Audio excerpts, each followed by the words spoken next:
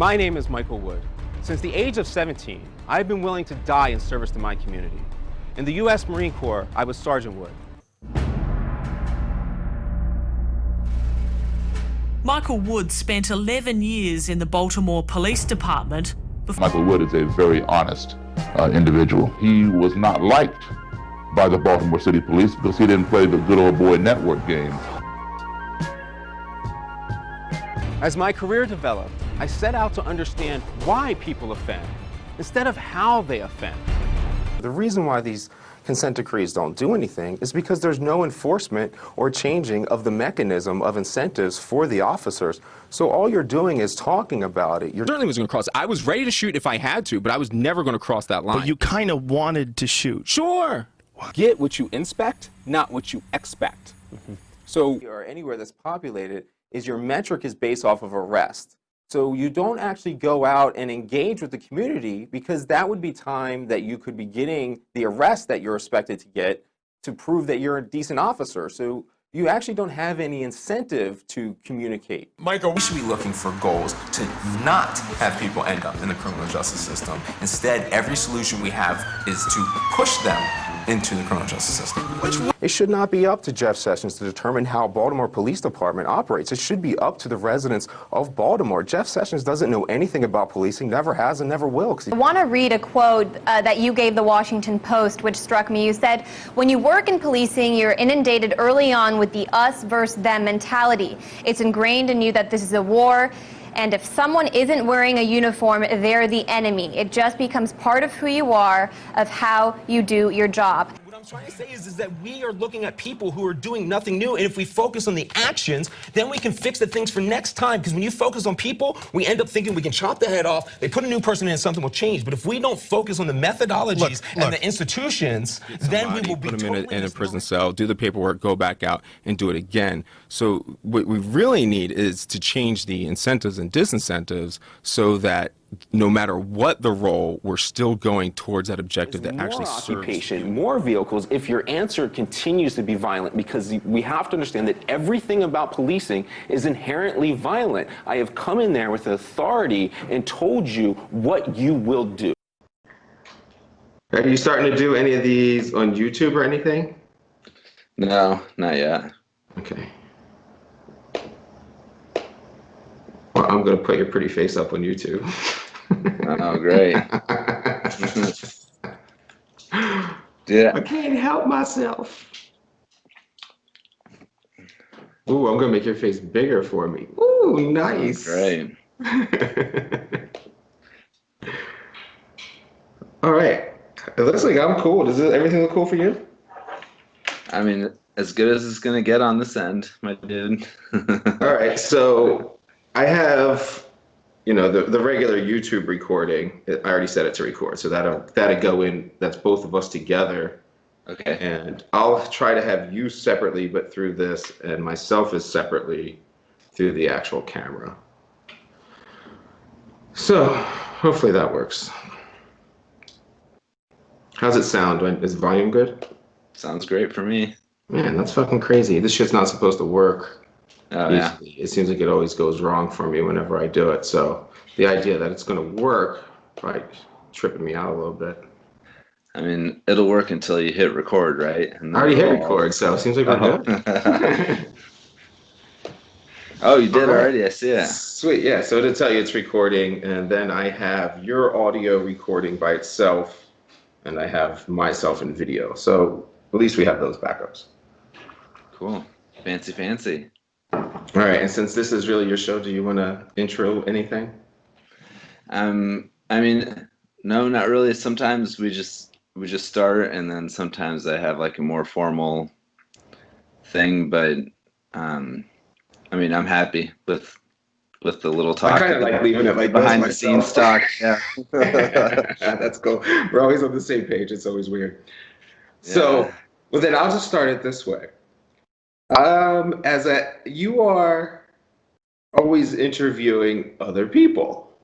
I am. So I wanted to do a little flip the script and talk more about Kevin on this one.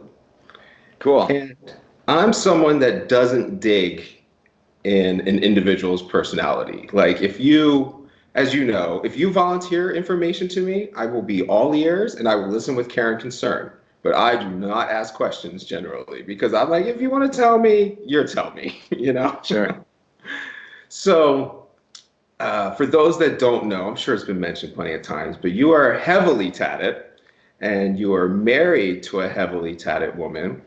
And that decision, so I don't have anything above my neck and below my hands because I figured I had to draw the line somewhere professionally. So what happened where Kevin decided he was not going to participate fully in society? Oh man. So I think I got my neck tattooed before I got my hands tattooed. If that's, yeah, when I got the job stoppers, you know, that's what they call them. Hands, neck. So I was on a tour and I was pretty well into my addictions at this point.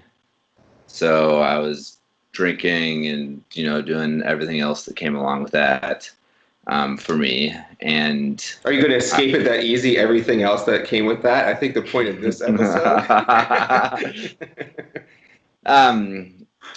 Well, I mean, I was doing coke, I was doing speed, I was doing some ecstasy. I was an upper guy because I drank so much that every time I got, like, if I ever smoked weed, I was always at like that Superman drunk where I was like, fuck it, I'll smoke weed, whatever. And then I was just sick the rest of the night. And when I first discovered coke, I was like, oh man, like I remember the exact place where it happened. I was so excited. And like I was like, this is it. Where has this been? You know? And yeah, so I was, and I didn't get into any downers. Luckily I was smart enough to realize that, like, you're drinking very heavily, probably not a good idea to throw a bunch of pills in the mix. You know, let's just stick with, and I like snorting stuff. So, that was my jam. So I could drink all night and then do coke or do speed. And I don't know, I felt like I was on top of the world. Little did I know, at some point that all catches up with me. But, that was where I was at the time. And I was on a tour working, and I was in Atlanta, and my tour manager hooked me up with his tattoo artist. I can't remember his name, but it was a black dude, and he had tattooed, like, I think Rihanna, and I don't know, he tattooed some hip hop people and some people in Atlanta. And so I took a cab, like an hour outside of the city to go to this guy's tattoo studio, and I was the only white kid in there, which was totally cool. And I got my neck tattooed, and I got a swallow on the side, which ended up kind of getting covered up and making it into a more extravagant swallow. But that was like where I made the decision to just do what I wanted to do and get my neck tattooed. There wasn't a lot of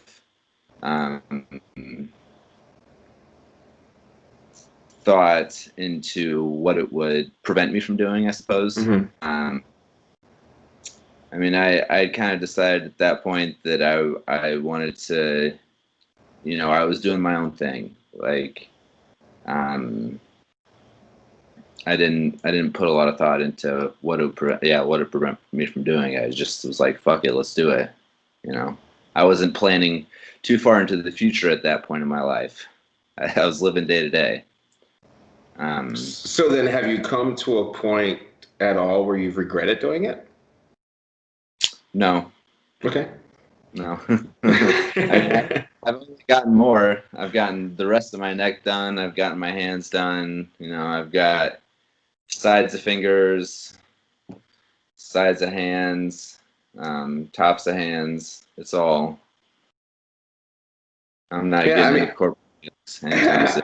I certainly felt a little way because I was in the Marine Corps when I started tattooing, and they let us wear short sleeves with tattoos, and nobody cared.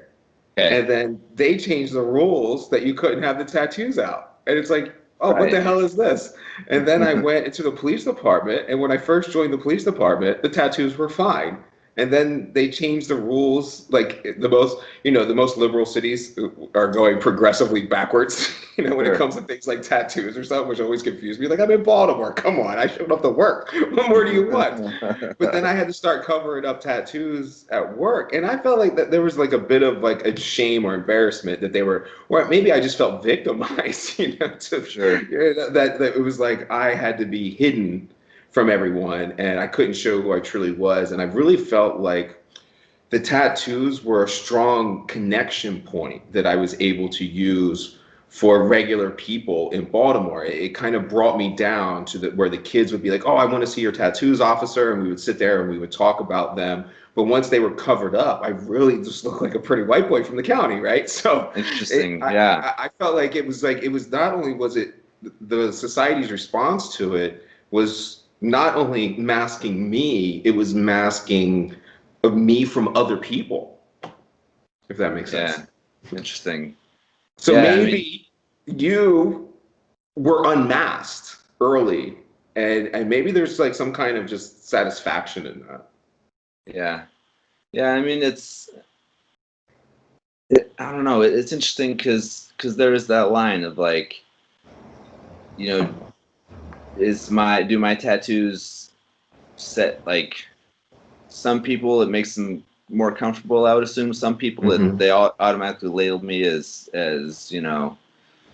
whatever negative. I mean,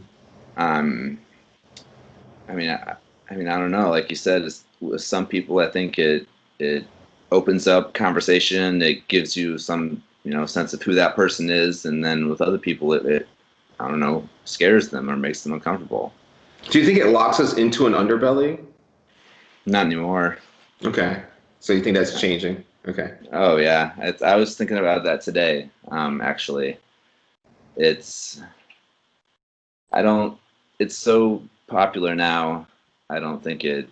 I think it's one of those things that maybe with older generations, it's still they think, oh, fucking kids, crazy kids, whatever. But I think as we can see with a lot of these, kids that are getting face tattoos and like, they don't even have other tattoos. They just want to go straight to where people can see them. That's a good point. Yeah, that's weird. I find that weird anyway. I feel like that's when you run out of space, I know. Well, and it's, on the industry side, like even when I was getting my hands tattooed and my knuckles tattooed, you had to be pretty committed. Like you had to have sleeves, or the artist just would be like, I think maybe you should think more about your future and realize what getting this tattoo is going to keep you from doing. And just now, I think there's still some artists that live by that code. I know our studio, we want you to be very committed to being tattooed before we'll do anything. I mean, I don't know if anybody at my studio even does face tattoos, but before hands and stuff like that. But yes, it's just a different thing. I feel like a lot of people probably miss that point, and they think that there's something that is like an encouragement society, like they do with drug dealers. Like I always just don't hate the idea when they would be like, "Don't smoke that weed; it's probably laced with PCP." And I'm like, "Bro, drug dealers don't give away drugs for free. There's not like, Yeah. and there's no such thing as a drug pusher. People are just like, I have drugs. Do you want some? If the answer is yes, then let's talk. If the answer is no, move along for the next person that might say yes, Yeah. And it's like the tattoo people, you're not really, there's always like this line. And I have felt like people would do that when I went below, sleeve line, that you kind of get a hesitation where it's like, do you really want to do this? And even when I talked about tattooing my lip, which we have planned for Saturday, Tight. is that it's like they're like, "Are you sure?" You know, and it's like, "Yeah, we're cool." You know, and that's just through a text message that they want to make sure that you're cool with that, and so there is this weird. I don't know. I feel like the tattoo community is always painted as something we're not. Sure. But anyway, it's easy to put everything wants to be in a box. You know, whether it's music or a TV show or a person, like it's always easiest to stick somebody like in a category and think that you know what more about them or anything. Right. But All right, first one. What's the first one? first tattoo was my Red Hot Chili Peppers logo on the inside of my wrist. Okay. Yeah, I was 18 and I went up to Des Moines because I grew up in a small town in Iowa, about an hour from Des Moines, which was the capital. And I went up to see. I went up with a friend to see. Tech Nine. Okay. Remember Tech Yeah, Nine? Tech Nine's still, he's still revered in the rap community as being like super underrated. Yeah. Yeah, so he was still like super underground at that time. He was a Kansas City tattoo artist, and so he was up in Des Okay, I Moines. didn't know that. Interesting. Yeah, it's from Kansas City. So he was at the show at a club called Toad Holler, I think, which is a small club that has since closed down. But I went up and got this tattoo, and he got about halfway around on the outline, and I was like, he goes, "Dude, are you all right?" And I'm like, "Man, I need a second." Like he's like, "Are you okay?" And I'm like, "Yeah, man, I'm just really nervous," and I knew my folks were not going to be pleased with me, so I had that, going against me as well. And he gave me about 5 minutes to regain my composure and stop seeing spots and stuff, and then he finished the rest and shaded it in, and I was like, hell yeah, like this is the beginning. When did that stop? That you stopped freaking out when you got them? Oh, it was just that first one. Okay. Yeah, I went home and I don't think I showed my parents, but I think they just saw it. And my mom lost her shit, which I didn't expect. I expected more. I expected my mom would understand or be a little more on my side, and I expected my dad would be pissed. And it was the complete opposite. My dad just looked at it and he was like, "Huh." Well, he goes, "I guess you're just gonna have to wear long sleeves whenever you have a job interview now." And it's my mom, chilled out after a while, but she was like, "What the fuck is this?" and all that. And then after a while, it just got to where, and I moved to California, and I was getting, I started getting sleeves pretty quickly, and then I would come home to visit, and they would just be like, "Okay, show us the new stuff. Show us the new tattoos. We know there's more." What do you think you were trying to show the world that first time? I mean, you didn't get it. Like my first tattoo was on my back where nobody would see it. So you didn't get something that wasn't going to be seen by the world. Conscious or unconscious, that means something. Yeah. Well, the reason I got it there is because Anthony and John from the Chili Peppers, they both have that same tattoo. Okay. So I'm a big music guy, and I've loved the Chili Peppers, for a long time. Excuse me. So that was the placement there. Again, that was, I guess, the statement I was trying to make. It wasn't anything more than that, I don't think. Like maybe a tribalism signal that this was your team, your club, you come from here, this is your thing? Yeah. Okay. And as you've gone forward, like I wonder if I've developed my mentality about tattoos in like a backwards fashion. Like I've gotten them And then when I think about, well, why I do it, like I just make up a reason.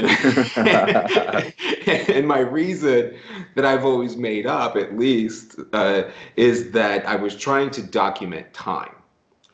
And it didn't matter whether the tattoo was good or bad or how I would feel about it in the future. It was about that this is where my mind was at this moment. Sure. What story do you tell yourself about why you get tattoos? I mean, it is interesting you bring up that point. I think of it now as kind of like a visual timeline of my life. Me too, yeah, sure. I mean, gosh, I just blanked on the question. Throw that back at me. That's okay. I mean, as a pothead, I am thoroughly aware of the train coming off the tracks at mid-thought. I mean, I get caught doing that plenty of times. But what story are you telling yourself? I mean, yeah, we're sitting here saying that this is a visual timeline, but I mean, so have you covered anything up? Yes, and yeah, me too. So that's a lie, right? Yeah. We're lying. Well, yeah. I mean, I can attribute it to, and I'm getting a bunch of stuff lasered off right now too. I'm in the process of lightening stuff so I can then tattoo over it. I mean, I attribute that to, from 18 to, I mean, I don't know, maybe even 30. Like, it was probably not 30, 18 to like 25 or 26. I was just trying to get as much covered tattoo-wise as I could with the little money that I had. Mm-hmm. So now, I'm lasering off some stuff that, wasn't done the best. And it isn't like fixable, so I can get more tattoos on top of it because I'm at that point now where I'm starting to run out of space. Mm-hmm. And I mean, I have a lot of space on my legs, but the kind of odd tattoos I have here and there, I would rather get rid of and just get like big pieces. And then also like on my thighs, I've had, like, my wife's tattooed me when she was doing a tattoo apprentice when we first started dating. I've had a couple other apprentices that were friends tattoo me because my thinking at the time was, nobody sees my thighs other than like me when I'm getting out of the shower. So yeah, practice away. And then now, like I said, when I'm running out of room, I'm like, oh, let's get rid of this and use it for something valuable. And I didn't ever think at some point, I would know good tattoo artists, nevertheless have a tattoo studio with great artists that. Yeah, visually there's certainly a difference between a quality tattoo artist and a bad one. And my main two that I covered up are like complete violations of this rule. The first one I covered up was to mark. I wore like a scarlet letter for when I was 16. My girlfriend had an abortion that was like decided by our parents, and I participated in that decision process, and that was like my scarlet letter. Okay. And so I had it on my leg where it was easily seen by everybody, and it would draw questions. And I certainly got tired of the questions. Sure. And I eventually kind of moved on myself, like forgave myself and kind of moved on from that thing and ended up covering that up so I wouldn't get any questions. But I defeated the entire, I mean, like that wasn't the original point, right? The original point was to bear that burden for forever. Sure. And I copped out on it. And then the other one is a bad tattoo because it was one of my first that I haven't covered up yet. It's just not a well done, skilled tattoo artist. So Right. I want somebody that to go over it, obviously, that is well skilled and recreate a beautiful piece. So I've certainly lost some of my justifications for doing it to an appreciation actually of the art itself. Sure. I think I think I got into it saying I'm going to document my timeline, but then I kind of branched off appreciating the history, especially of different cultures. I mean, I have tons of books, and that's really been my idea lately is I want to do different legs and, like one leg piece all, but like at your shop, I have the bonsai tree piece, and I want to continue to build off that to do an entire Japanese piece. And then on my left leg, I want to do something that's like more traditional Americana. And I like these styles and these different cultures. And like a dream to me would be able to go and get a Maori tattoo in the traditional means with the reeds and the thorn, like that takes a month to do. Like that, I kind of developed this huge appreciation of the history of like what other people were doing on the same path that we're on. Sure. Yeah, that's great. I mean, I think also when you're young, at least maybe myself, you're kind of naive and you think, this studio that I go into, this person, whether or not maybe they're as skilled as you think they are, you think they can pull it off, and then, oh shit, it's finished, and you're like, so that guy that was the cheaper tattoo. It was the cheaper tattoo artist that I was trying to, cut this deal with. It turns out that, maybe he wasn't as good as I gave him credit for. But young and dumb, right? So, are there ones that you like physically don't want to see that kind of are regrets?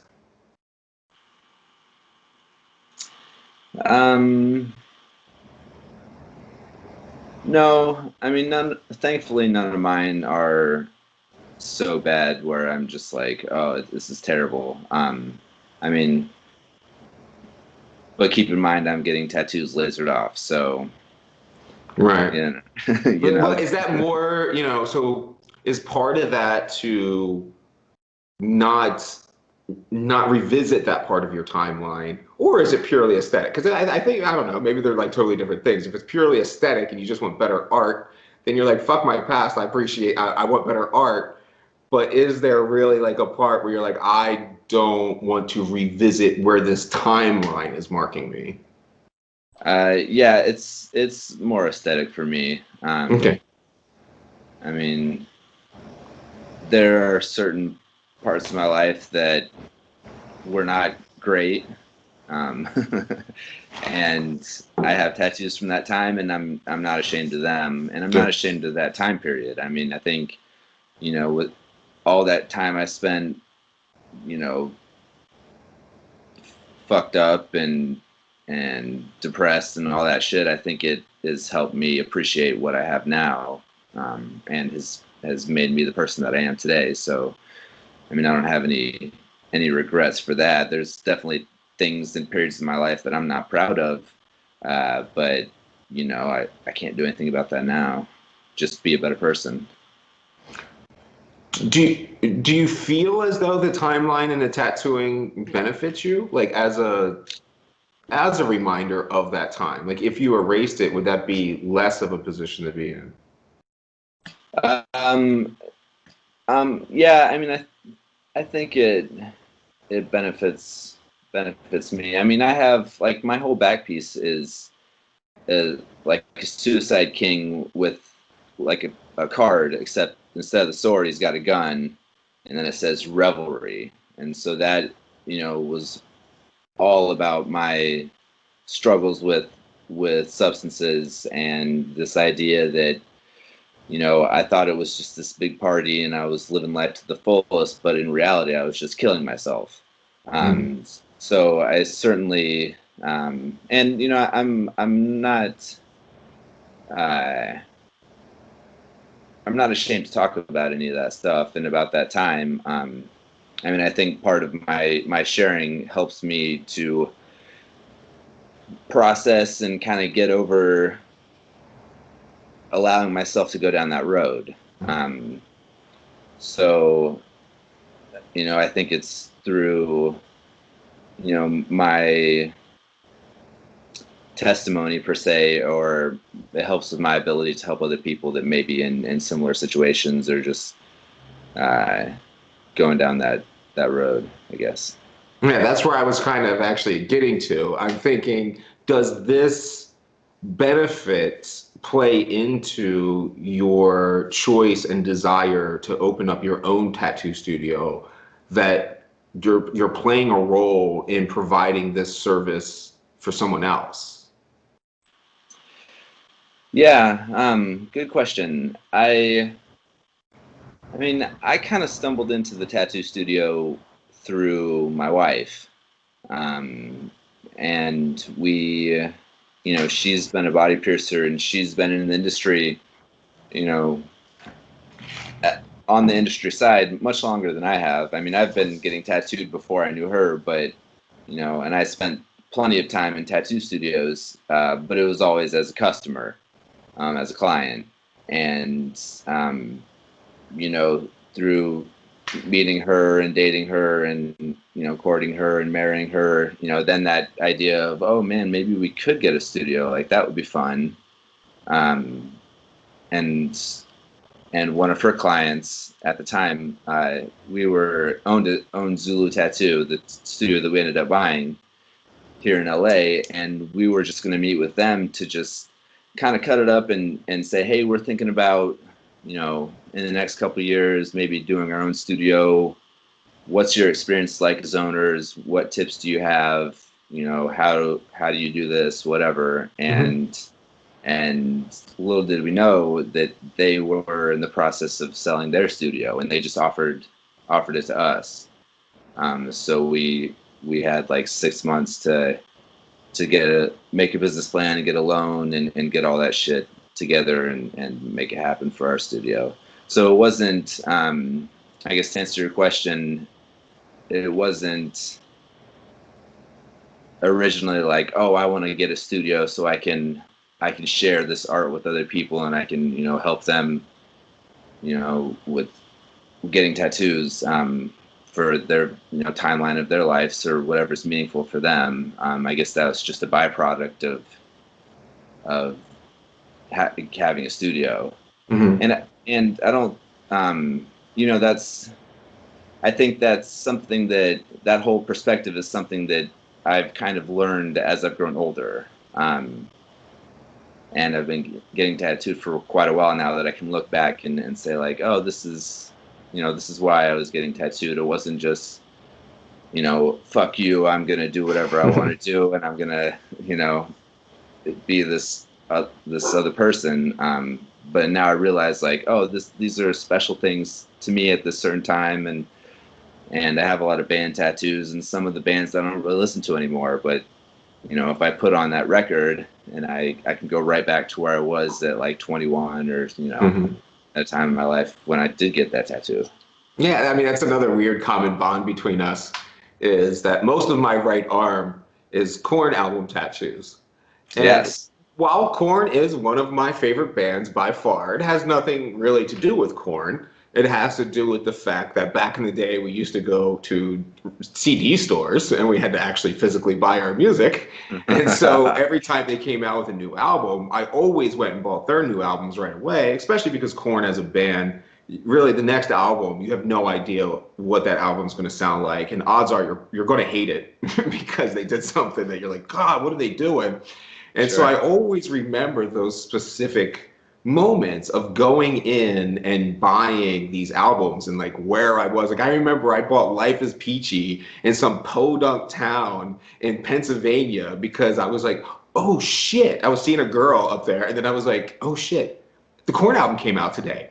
And I'm just like trying to like look through a phone book to figure out the nearest record store, and then I go and buy the album that day. And so just examples of like that, you kind of place yourself, and that's a memory that I would have entirely forgotten without the recollection of what that band meant to me throughout my whole life. They've been there that whole time, and I've always liked them. So that's like, I feel like sometimes when people are like, what is that tattoo doesn't mean anything? It's like, well, I mean, yeah, it doesn't mean anything to you because it's marking this specific period and calling a memory. But I do want to bring up that you said you were courting your wife, and I can't let the fact that you said courting go unaddressed.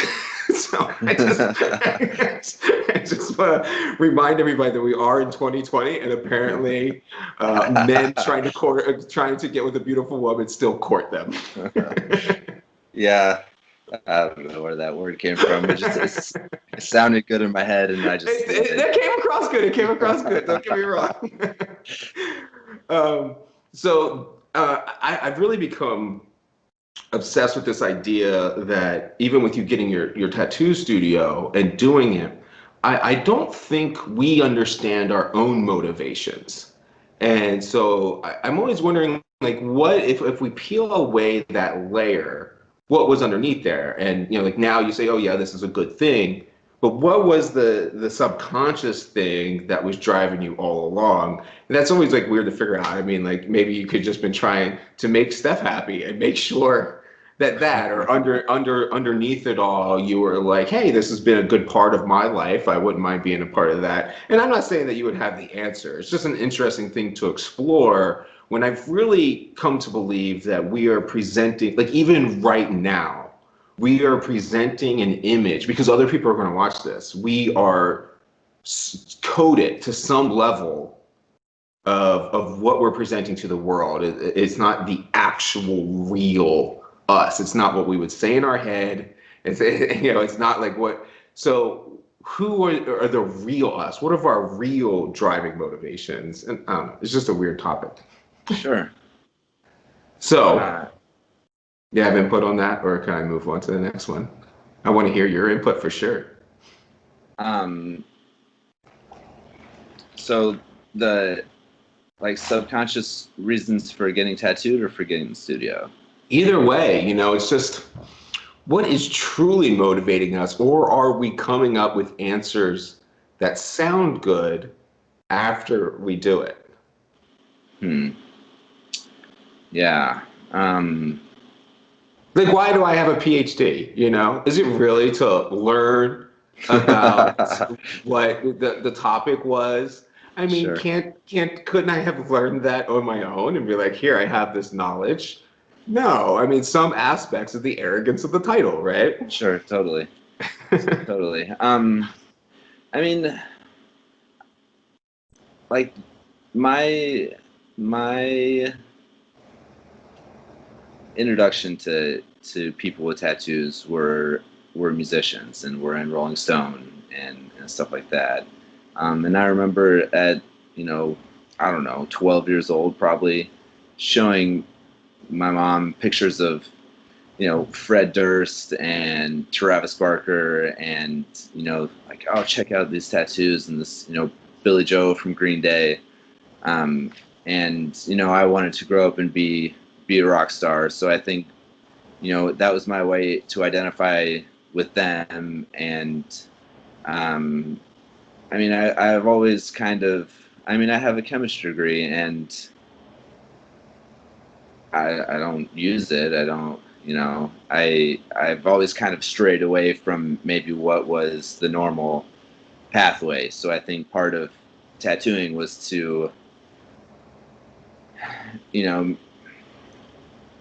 to be different because I felt different. I've never felt like a cool kid or part of the in crowd or whatever. So, I think I was getting tattooed to fit in with the misfits, I guess. Mm-hmm. And aesthetically, I thought it looked cool, and it's what I wanted to do. So I think that was also kind of a conscious decision as well. So I guess it doesn't totally answer your question. No, I can really identify with that. I'm assuming the same is true of you. If I walk into a room full of people who have visible tattoos, I feel much more at peace. Like, oh, I'm around my own people. This will be fine. And Totally. Sometimes I go to certain states, and I'm sure you've encountered this. There are certain areas in this country where like we'll be the only tattooed people around, and people still look at you all crazy, and you're like, that's weird. But you still have this share. It's almost entrance into a club because you have this shared experience. So even with Travis Barker, you guys both have this shared experience of the pain of earning it. And I don't know, it's a good thing for you to tell us what your largest session is, but the largest time I ever sat down was for like 10 hours straight. And that's a brutal experience. There are a lot of other things I can think of that are enjoyable. Like the first hour of a tattoo can be totally fine and enjoyable. But when you're about an hour 3 of the same goddamn spot being shaded and colored in, that shit starts to hurt, you know, like you start to earn it. Oh yeah. I mean, I think the first 5 minutes and the last, couple hours are the hardest parts of any tattoo. It's that first 5. Even now, when I get tattooed, the first 5 minutes, I'm always just like, God damn, when is enough, dude? Like, when are you just gonna call it quits? And then then your body adjusts, and you can get in that mindset where it's just you're breathing, and you're just here it is. This is what I expect is the pain. So it becomes tolerable, and then like you said, after a while it starts to suck more. I always feel like it's like a rug burn, and you're just choosing to go slide across that rug again. Yeah. So so we have that shared pain and that experience, and what is it that for you think of when you see the other family? Do you see that same family as like the tattoo world is this underground where we think we're unique, but we've really proven to ourselves that there's nothing unique about us? I remember this about the Vans Warped Tour. I feel like every single city you go to with the Vans Warped Tour, there's 15,000 kids that are saying to themselves, I'm here because I'm not like everybody else. Sure. But yet they're exactly like the 15,000 other people that I just met from some other city 2 hours away, Yeah.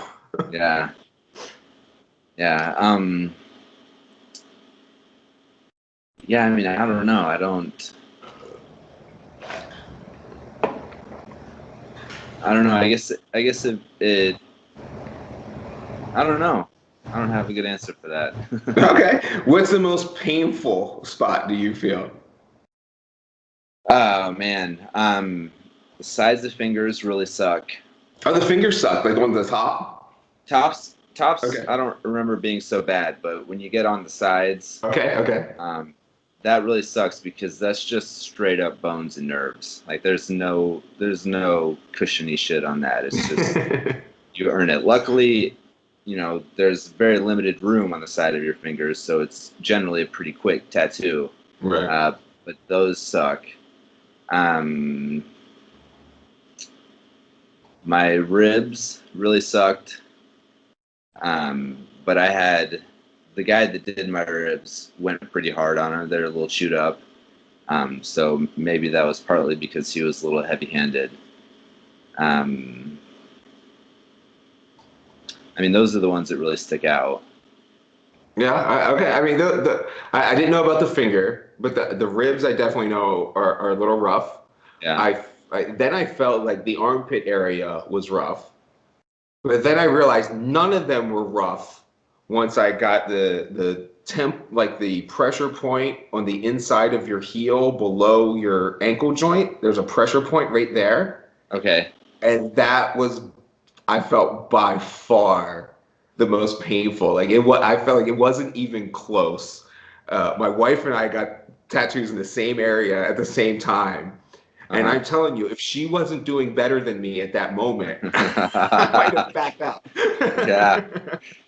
Yeah, totally. I mean, I think it varies from person to person as well. I know Steph's first piece was she did a big side rib piece, and she doesn't think it was too bad. But it was her first tattoo, so maybe she didn't have anything to gauge it against as to what hurt most. It might be a smart tactic. Yeah. Yeah, you get the worst one first, and then from there it's kick. Yeah, well, for me, like I filled out my arms pretty quickly, and generally most of that was pretty chill. Yeah, forearms and like your muscle areas, that's like nothing. Totally. Yeah, and then now I'm at the spot, where I'm doing side, like I'm doing the more painful spots, I think. But I don't know. I think it hurts more as you get older too. So I think there's some truth to that. I'll totally agree. Like, I think now I'm even like, do I really want to be in pain for 6 hours? I don't know. I know. I'm at the point where as soon as I have money, I'm like really getting back to work. But being an adult with a 16-year-old child in college coming up and stuff like that, I'm like, I can't justify spending thousands of dollars on tattoos at the moment. But I have my plan to continue on. I wanted to talk to you a little bit more about addiction. Okay. I've always felt that addiction is unique from the action. Does that make sense to you? Do you identify with that? Like it's not the alcohol, it's you. And that sounds harsh at the moment. But No. No, it's more of a personality trait as opposed to I mean it with yeah, I mean, and it gets different. Like with my level of alcoholism, I was like physically dependent on it. Um, so the times when I tried to stop drinking, like I was throwing up and I was full on detoxing and hallucinating and shit like that. wow. But you have to be very much an addict to get to that point of physical dependence. Sure. But yeah, I mean, I'm an addict. Moderation is a problem for me. Whether it's working out or music. Like I find a record that I like and I play it nonstop for. I mean, it depends. Like when that Watch the Throne record came out by Kanye and Jay-Z, that's the only CD I listened to in my car for a good 9 months, and I'm not being hyperbolic. We have so much in common. It's so weird. Like our core personality traits. And right now, that is me with Aesop Rock Spirit World Field Guide. Like I am, I'm trying to understand it, and I'm just like obsessed with it. Sure. Sure. Yeah. I mean, so I agree. It's definitely less, about what it is that you're, addicted to per se, whether it's something, that's good for you or something that's destructive. I mean, when in regards to tattoos, I mean, I knew I wanted to get, sleeves for sure, and maybe like a back piece when I was young before I ever got tattooed. But I never, I didn't imagine myself being at one point fully covered, which I'm probably leaning more towards that goal, I guess now. I mean, I have said for many years that I'm never going to go like above my neck, and I still stick true to that statement now. But fuck, I don't know where I'll be in 10 years if I'll, right. Who knows? But You're like, I'll have to finish it up. I'll just keep my hair out, grow my hair out when I don't want people to see. Yeah, maybe. Yeah. Because just from the outside, I'm not trying to be judgmental on you, but from the outside, it seems like you were just you were able to do the healthy response of replacing your addiction with, I would say, your relationship with Steph, physical activity, and to a lesser extent, the tattooing. Sure. And that is, I feel like I'm always trying, like, I guess I'm trying to confirm my own biases, that I want to tell people that think that their problem is heroin. And I'm like, heroin is not your problem. It is your expression of your problem. It's something that you like. I mean, I'm the same way with, like, my experience with cocaine is like, oh, this is super caffeine. I'm not very impressed. And with opiates, it's like, wow, this is magical, stay away. Right? Sure. Like that. So I'm not a person that gets physically dependent on things, but I like the idea, like I know that when you pop 2 Oxycontins, I've had so many goddamn injuries, I have plenty Sure. of pain meds. Sure. I can immediately see like how that path goes. Sure. But I'm always trying to say that this is you have to find something else. So Right. like weed has no physical dependence. I absolutely love it. And it doesn't break the bank or anything like that. So I don't hit any kind of addiction status. But whatever portion of that personality trait you have, you gotta find something beneficial to focus that energy into, because you're not going to change. Right. That aspect of you anyway. Sure. Sure. I mean, what drives addiction? So is that is that something in your relationship that is happy, something where you're not fulfilled in your life? There's subconscious things, I think, that you can mask through being very driven at one thing, Right. not another thing. Does that make sense? Yeah, totally. I mean, I guess you're right. In a certain aspect, my life has just been good enough that I haven't actually been subjected to. I mean, for instance, there are plenty of people who are physically dependent on cocaine or heroin, and they have plenty of money.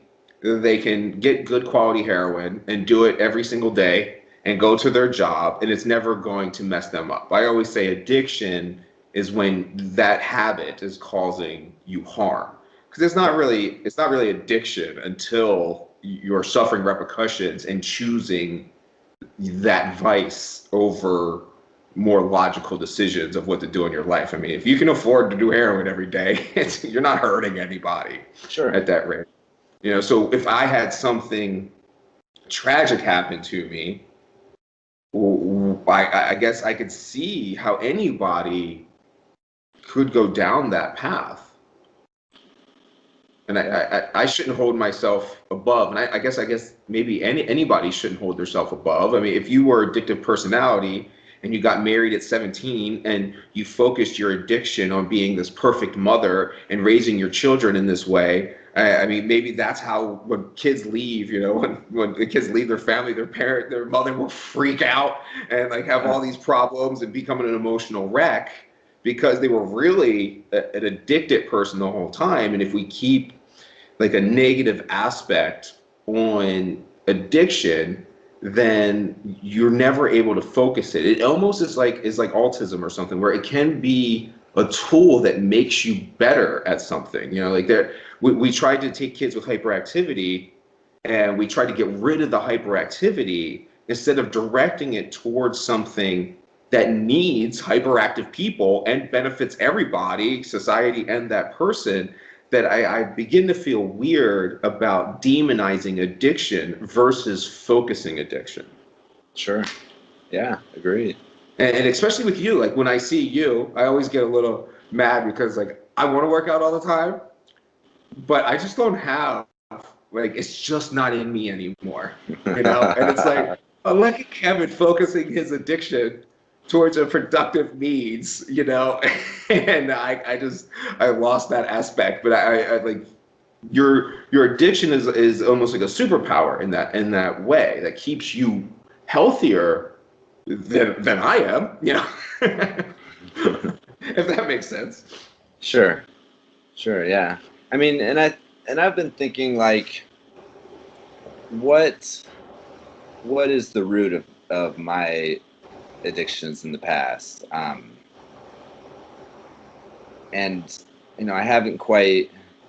I've thought a lot about it. Like, I'm in February, I'll have 10 years of sobriety. So I've had quite a while to reflect on it, and we got to put in a cheering. Woo! Woohoo! Post production. Totally. And I don't have a good answer. I mean, I grew up in a pretty loving household, and my parents were together, up until a couple of years ago. So it wasn't that. I went to good school. I did band and played basketball and all that shit. And I wasn't, neither my parents drank. I wasn't around that. So I don't have a good idea of, because I figure like there's got to be a root cause somewhere. There's something where that came from, and I mean, I don't know whether, I think it was, maybe just not anxieties and depression and maybe not feeling good enough, but I can't. And then I also wonder, like, I lived so long, because I didn't drink or anything until I was in college. I mean, I think I smoked weed a couple times in high school one summer, but I didn't smoke cigarettes or anything until I, was probably 18, a freshman in college. So I wondered if I had just tried living living life, clearly focused, and it just wasn't enough for me. So I was like, oh, I'm going to try it on these other substances and see if maybe living through, better chemistry is going to make shit make sense. It's maybe going to make me not sad. It's going to make me feel like I'm a part of a group. But I don't know. That's. Do you think the innocence of your upbringing played like an actual negative role in that? I mean, the correlation that I'll just expose to that is being a poor kid with a single mother and pretty much unsupervised much of my youth because she had to work and stuff like that. I was the classic latchkey kid. Mm-hmm. I got myself, like, pretty much all the drugs that I've tried were well before I was 17. Okay. So Sure.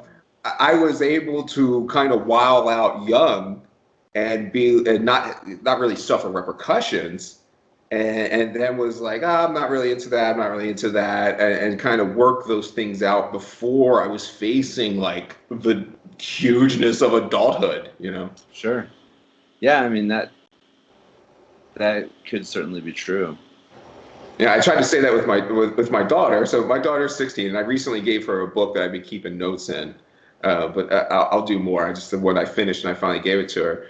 But it talks about all the things like the drugs and how people have behaved and like moves I would use on girls when I was 16, like the things you say. And I have always exposed her to everything in as much of reality as I could. And I mean, I'm the person that she literally was mad at me and thought I've been lying to her whole life when I kept saying Santa wasn't real, right? Like I would tell her this is bullshit, and she thought I was the liar, because of the rest of society. So I mean, I've strictly told this girl the truth. Sure. And now at this stage of her life, being 16, like she doesn't She doesn't do anything. She's completely into the real world, has no desire to do all those kind of things. And then every time I see somebody that was sheltered and had it really good, by the time they enter the real world, it's like shit just falls apart. Sure. And I feel like that has a lot to do with sheltering our children and not letting them screw up when there's no repercussions. Totally. Yeah. And so there you go. Good parenting sometimes could lead to shitty kids. Like what is good parenting anyway? Well, that's an interesting, look at that. My mom calling me right on cue. And then as a good child, I hang up. But at this point, I often wonder, from what I know of you and see of you, I think you'd be a great dad. And so when does that ball roll? Does that ball roll? Yeah, that ball will roll at some point. I mean, it's interesting because, there was a time in my life where I had fully accepted being an addict and being an alcoholic, and I was, like I said, just kind of living day to day, and I didn't think that I would necessarily live to see 40. And I think if I had continued, you know, on the path that I was taking, like that's probably I wouldn't have lived to see 40 for sure. But you know, now things are very different for me, and that is a conversation that we've been having. I mean, when's the right time? You know, I don't think that is ever going to be like a totally perfect time, but I think we're at a position now where, you know, maybe if COVID hadn't have happened, we might be working on that right now. But you know, business has not been good here in California the last 9 months. Certainly not. I could bitch for hours about that and liberals in California. And I could too, man. I could too. Fuck. Like, I was just telling somebody the other day, I was like, dude, I wish we lived in Texas right now because at least we could have a business that was open. Have you seen the videos of Venice? Dude, that's where our shop is. So you're down so far down there. You're close enough to all that. Oh yeah, I drive by it when I go to the studio. Yeah, I mean, for anyone that doesn't know, Venice is just devastated, and it feels really weird to me because when I lived there in LA, like Venice was a common thing for me. I just go down, take a bike ride for a half a mile down the block, and then Venice was another half a mile north.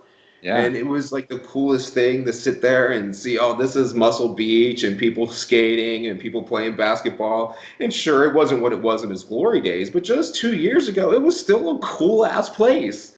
Yeah. And now it looks like a scary ass place. Oh yeah, it's something else right now. Like, we live in like 3rd and La Brea. We're in, I don't know, Mid-Wilshire district in LA. We're in a nice neighborhood, a Hasidic Jewish neighborhood is where we live. Always live near Jews and gay people. Always yeah, a good decision. We're pretty close to West Hollywood too. Right. So Always a good call.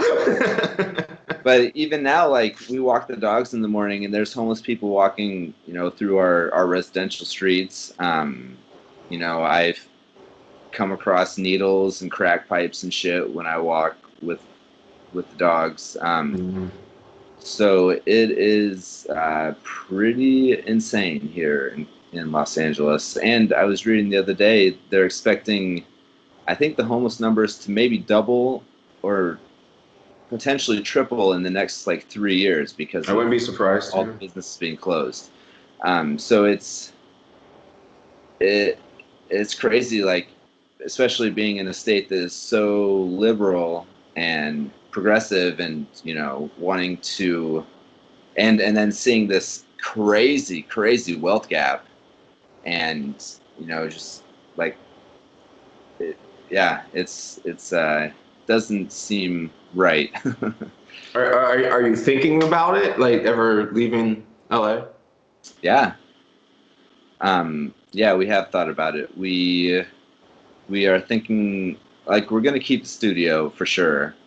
But we're thinking about maybe getting a place in Vegas and splitting our time between here and Vegas. Right. Especially like, cause my wife is launching her jewelry company pretty soon, and it would really help us if we were in Vegas and had their income tax, where it's at compared to where it is here in California. Which it sucks. I wanted to live in LA, you know, my whole life, and I don't want to leave, but it's harder and harder to be a small business owner and, you know, look at wanting to buy a house. Like, just the, it's just looking more and more impossible. Like, even the smallest houses in our neighborhood are just like $2 million houses. Right.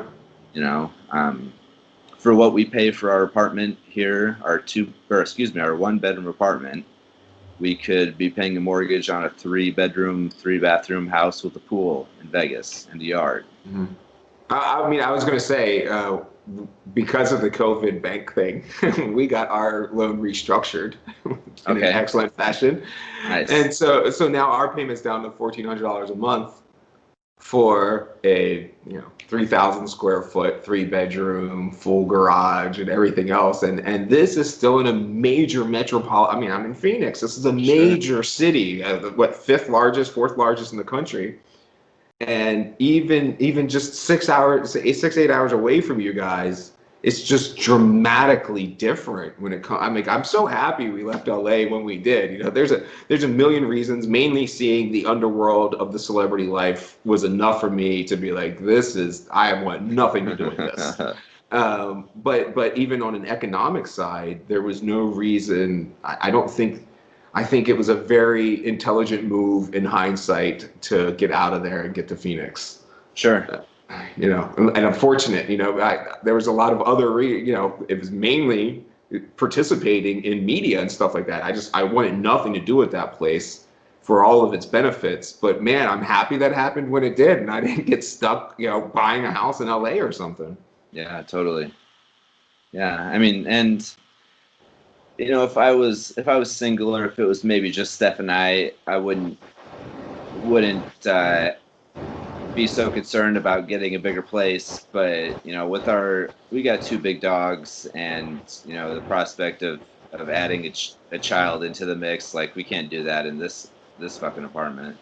Right. Let those dogs run free. Let that kid run free. You can afford all that stuff, in any other place almost. I know, it's crazy. But I guess to circle back, I think once, I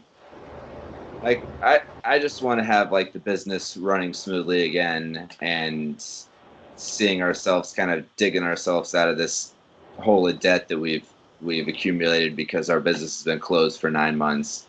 That's bananas, dude. 9 months. Yeah. Yeah, I don't even want to get started on all that shit. It's so frustrating. It is so frustrating. Like, yeah, like we've been classified as personal care services with barbershops and nail salons.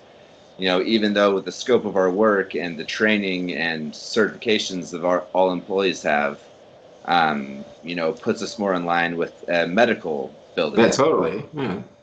So like the place that I get my tattoos removed, my laser tattoo place, they've been open since June, and subsequently are super busy because people can't go outside. So they, because when you get laser, like, it hurts, and there's a little bit of healing time required, and people have the extra money because they're not traveling, and or not going to concerts, and not going to movies, and not eating out. It's pissing me off so much. No concerts and movies is driving me insane. Oh, I know, it sucks.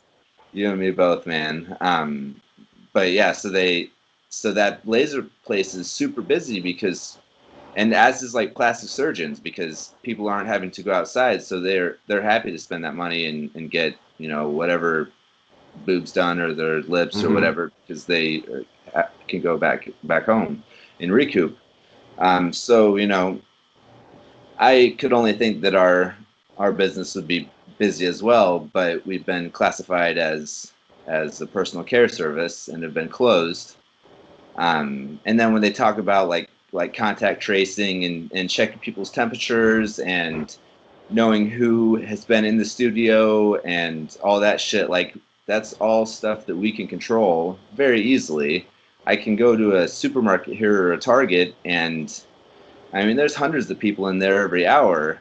But to say that my studio that will maybe see on a super busy day, maybe 20 people, is dangerous, it does not make any logic, does it? I mean, No. None at all. I mean, here we still have the school shut down, and so my daughter, by her own volition, is like, this is preposterous. I can't, this online school is stupid. And like, it's driving me insane to sit at home with your ass all day. No, she doesn't say that, but She thinks that, I'm sure. she's probably thinking it. That she went and transferred schools and has to get up an hour and a half earlier and drive to a school because that school is still in person. And she's like, oh, I don't care. I need to be around people and to be around teachers and to live some semblance of normal life.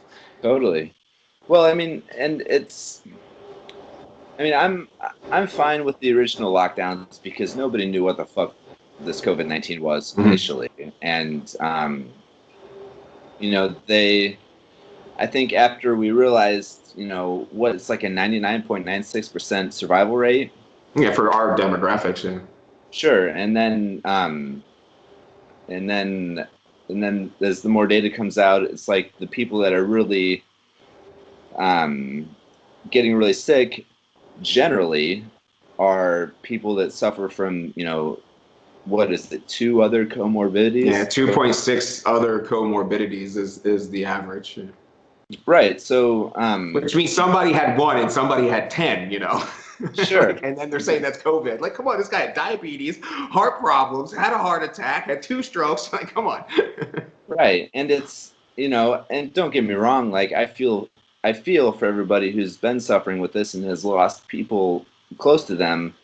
But at the same time, like this idea that nobody's going to die from the pandemic, I think is silly. Mm-hmm. And, as somebody that, puts a priority on, getting 7 to 8 hours of sleep a night, putting good shit in my body, exercising and doing things that generally make me a healthier person and have a stronger immune system. The fact that I'm punished for a lot of people that didn't, and it took one little thing to just fucking kill them, it's a little frustrating. And I mean, I don't know, and being in a society where you can't really say that without just facing the entire backlash of shit, is a little frustrating. But I think, and to totally ignore all the businesses that are failing, like 75 to 80% of the restaurants in LA are closed forever. What I'm hearing. The best thing about LA, in my opinion, by the way, was the food. Sure, and all these mom and you're and pop trashing it. Yeah, and all the booze sales are up. The fact that liquor stores and weed dispensaries are essential businesses, when 5 years ago you were locking those people up that were selling weed, Right. Like, that doesn't really make a whole lot of sense to me either. But what do you do? How long do you think you have left? I really think a lot of people in this country are becoming, at least now, are becoming very concerned about people like you that are in your situation. Like, how much, the idea that you survived 9 months, I would find to be remarkably impressive. How much can that really continue? I don't know. Like, we're very fortunate in that our landlord has been super gracious in cutting our lease payments and deferring rent when we couldn't pay it. So can we go another 6 months? Probably, but it's like, how much further am I going to dig this hole? And to dig a hole that you have no response, like, you're not digging the hole. Right. They're literally either forcing you to dig it at gunpoint, or they're digging it for you as you stand there and are like, what the hell is happening? Sure. Totally. This is just not American and not America in like any semblance of understanding that I have. Sure. I think it's all about risk right now. And whether whether you want to ride a motorcycle or you want to jump out of an airplane, that's okay. The government's not saying no, that's too risky. You can't do that. Or drive a car, it's so dangerous. Totally. But now they've decided that it's too risky, to go out and get tattooed or to go to a restaurant and eat. But in California, movie making is an essential business. So, I mean, I'm sure you saw the video of the one lady with the restaurant. Yeah, totally. The restaurant. Yeah. Hi, baby. So, no, you're fine. Kate says Kate? hi. Yeah. Kevin says hi. Sorry, interrupted. If you take too much of an interruption to go shower. No, you're fine.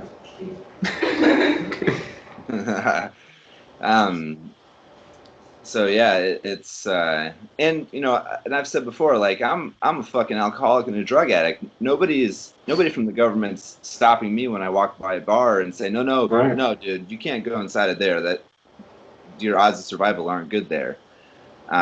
So, I mean, it's frustrating to say the least. I mean, we just had Tuesday, I think. Today's the 14th. Yeah, so Tuesday was our 5-year anniversary of having a business. And, we had last year in January and February and up in March until we closed. Those were the best months we've ever had as a business. So that's fucking painful. Yeah, so we were expecting 2020 to finally be like, after 5 years, dude, owning a small business really fucking sucks a lot of the time. Yes. People don't understand how much work it is, right? So much work. It's so much work and it's so much pressure. And, it's not just my livelihood. It's the people that I'm responsible for that work for me. It's creating a good environment for them. It's you take on responsibility for the people that come into your studio. So it's, we finally got to that point where we were feeling very confident about where we were as a business and as an establishment. Excuse me. And, I did not anticipate, going into 2021 wondering if we would still have that business anymore. And that's like, it's just uncertainty, and it fucking sucks, man. It sucks a lot. Yeah, I mean, I feel like the suck for you. Like I think about that all the time. I'm like, this is like such bullshit. When I see that you have to board up your windows and shut down your shop, like, I mean, like I'm getting mad for you, and I can't imagine what it's like in your shoes. I have this place of like government security, and it's like these people with government security are the ones that make these goddamn decisions. Sure. And put you at risk while they get all their paychecks.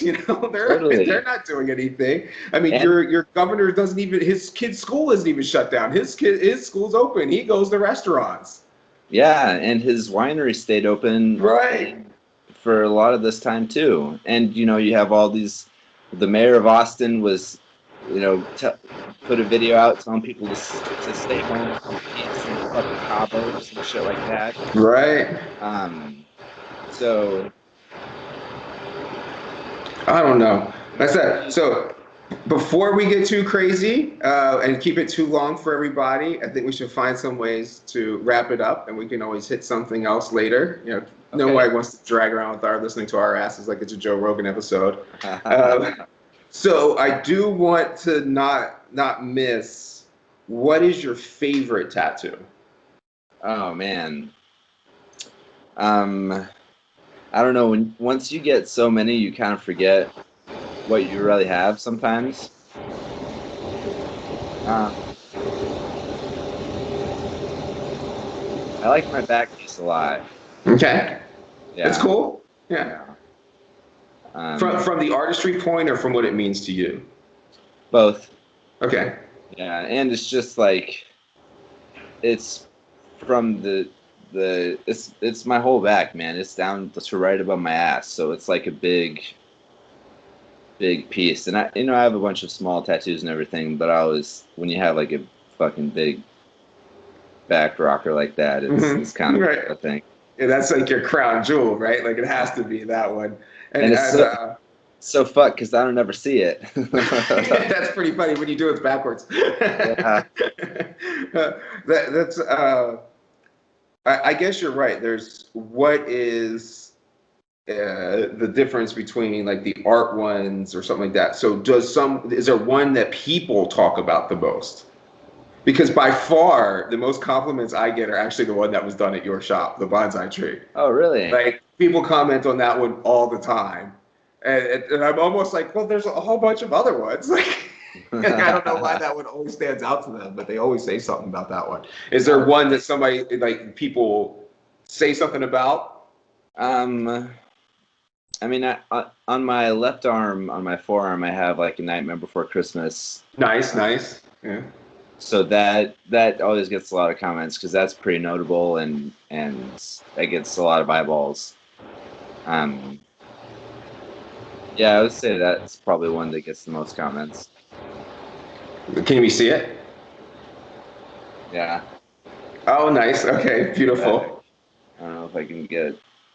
And look at those. You got Jack and everything on there. Nice. Yeah. Nice. Yep. I wouldn't mind something like that. I could definitely see Kate getting something like that in the future. She's a huge Nightmare Before Christmas fan. I could see her doing those kind of pieces for sure. And Nice. we'll see where her tattoo life takes her because she seems to have the bug for sure. Really. She's only 16, but I feel like she's going to be like, okay, I'm going to put something where nobody can see it, and we know how that starts. You know? It's like there's like no more than 3 tattoos later where they start being in areas where people can see them. Sure. So that'd be funny, and I think it's funny with her too because I'm imagining tattoo will go in cycles, and so right now tattooing should be extremely good for you guys because we're hitting the tattoo generation is hitting their 30s and 40s. Mm-hmm. So we have money, and soon we're getting our kids out of the house. So then we'll have even more money to waste on the dumb shit and be able to be selfish and get things for ourselves. I mean, that's kind of where even I'm hitting. You know, once she's off and she's good, then I'm fully intending that extra freed up money to be some self-indulgent stuff for me to finish up some and things like that. So it's interesting if she goes down that path, it might break my understanding of what the cycle will be. Sure. You know, I always thought that you would rebel. You know, like each generation rebels against what their parents did, and we are definitely a tattoo generation. You know, they almost didn't exist before us in the mainstream, and after us, they've had to become mainstream because even Justin Bieber is covered. You know. Totally. Totally. Yeah. I mean, and it's interesting to see how tattooing itself has changed. So now you have, you know, like I see it a lot in Europe, and I see it here too, where kids are going to art school now in hopes of becoming a tattoo artist. So before it was like, you know, tattoo artist was maybe something that you did when either you just had this passion for it, or maybe some other shit in life didn't go too well, and like, oh, you know, I can do art, so I'm gonna tattoo. And you know, there's tons of other stories that I don't mean to generalize, but you know, the different types of tattooing and this, you know, the tools are getting better, the inks are getting better. You know, our knowledge of how tattoos heal is getting better. So it's going to be wild to see what, you know, how things continue to change and how people, you know, push the boundaries. Yeah, that is pretty interesting. I'm agreeing with that. I have seen one of the newer boundary things I've seen are visible tattoos with ultraviolet tattoos underneath of them. Okay. So it looks like one thing in daylight, and then under a black light, it's an entirely different piece. Interesting. So I was contemplating something like you have you know, your visible side is like all these kind of angelic things or like all that's good and candy and you know, Sure. whatever. And then you change a black light and it all instantly turns evil, you know? And I was like, oh man, that would be like such a cool concept that somebody could do eventually. And it's great for tattooers because look, you doubled your space, you know? Sure. One arm was able to become two entirely different tattoos. Totally. And now we have more room to work with. So even with you, when you're finished, if that technology, I mean, I've seen it done, but if it gets completely worked out, then they'll really be able to be doing these, you would be able to have a whole nother starting point of invisible tattoos that were only blacklight reactive. And how cool would that be? Yeah. And then you could have your face. Like, what if you had your whole face done in blacklight reactive? Like, it turned into Darth Maul when you turned off the lights or something. Like, I don't know, that would be so damn cool in my opinion. But, you know, whatever, something like that. So is there anything else that you want to do before we call this quits for today? And we can always pick it up another time, of course. No, man. This was fun. I like fielding questions as well. So thank you. Thank you for doing this on short notice. No, thank you. And for anybody that is listening on my end, Kevin has been a long time, I don't know, we've been friends for like, what, 4 or 5 years? Yeah. And owns a tattoo shop in Venice. It wasn't in Venice when I was there. Where was it? Was that still Venice? No, we were Third and Crescent Heights before. Right. And then we moved out to Venice. So has a Venice tattoo shop. My most complimented tattoo came from his shop and his workers and ideas.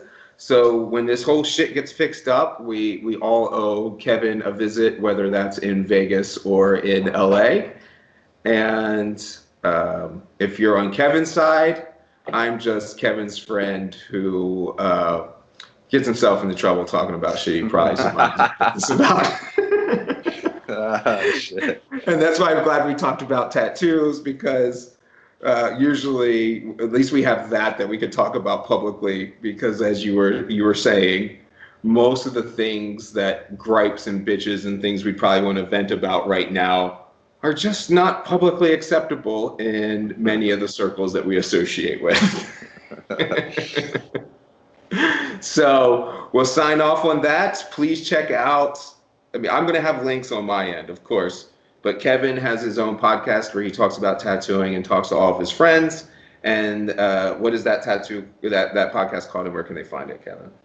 It's called Signed in Ink. It's on, I think, all the major podcast players, Spotify, Apple Podcasts, Google things, Amazon, and then some other ones that, I mean, I don't know, wherever people get shit, you can probably find it. Okay, beautiful. And I want to take a little bit of credit because I did pressure you for years to start doing a podcast, and so I'm going to steal a little bit of the credit for it being a thing now. Hey, you deserve it, man. I appreciate it. Thanks, brother. Be safe. Tell the wife and the puppies we said hi. All right, you do the same. Steph says hello, and tell your beautiful wife and Kate hello as well. We will. All right, brother. Be safe. It was good talking to you. Love All right, you you too. Love you. Peace.